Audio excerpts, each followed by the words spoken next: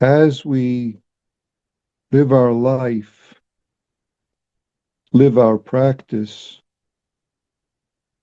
we discover all sorts of things that we carry along,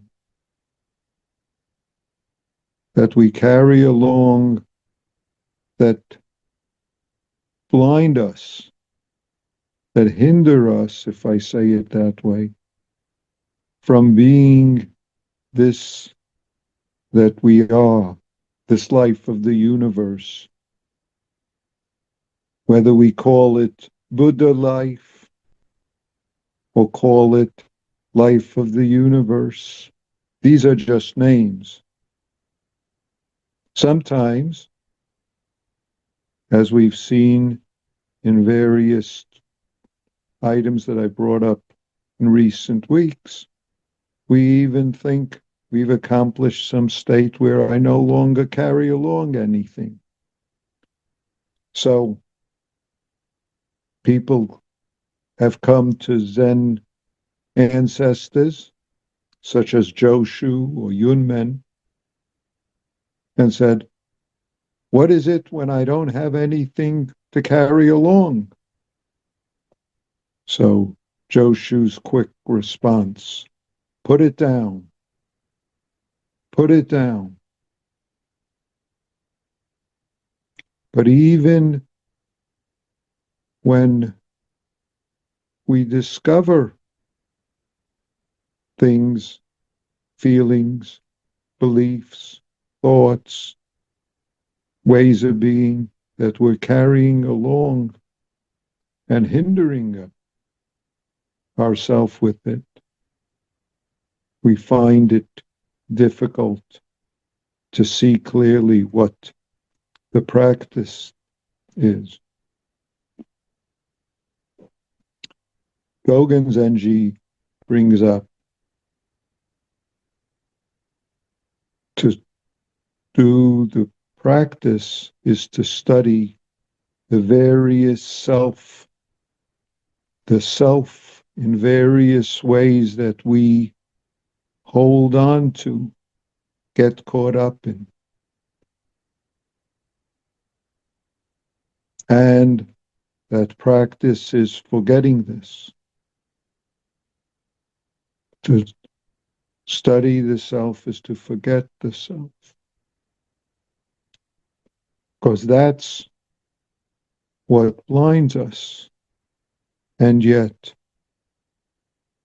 how do we put it down? How do we get rid of it, if I say, when there's nothing to get rid of except what we put up in front of our face? And yet we have skillful ways to hide this from ourselves and to justify it. He did this to me. She did that to me. When we atone for things we've done. But we, as in our way of reciting this, also need to atone, forgive, give away our upset and anger and hurt about what others have done. That's why I mentioned the Bodhisattva in the Lotus Sutra, who even as he runs away from those who throw rocks at him, not just words, but rocks, he says, I will not disparage you. You are all Buddhas to be, Bodhisattvas right now to be. How do we atone for what others have done for us? Give up our anger or upset? Or how do we notice carrying it along and being blinded by it? That's our practice. First step is to notice when and how we are resurrecting it, bringing it up, holding on to it, carrying it along. How do we forgive? To give up. Giving up the anger is what forgiving the anger, forgiving my anger or so-called their anger about what they did or what they believe or how they act or didn't act.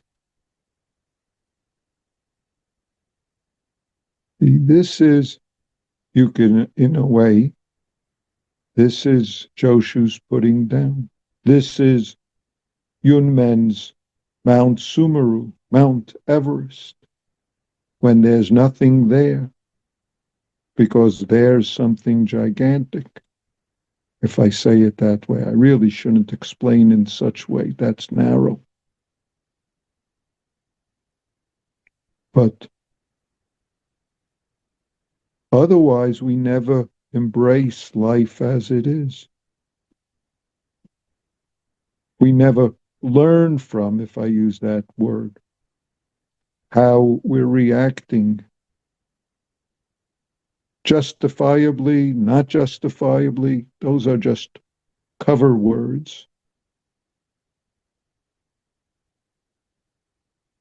They're cover words in the sense that they lead us to be blinded by what we have an opportunity to let go, to be this moment, be who we truly always are.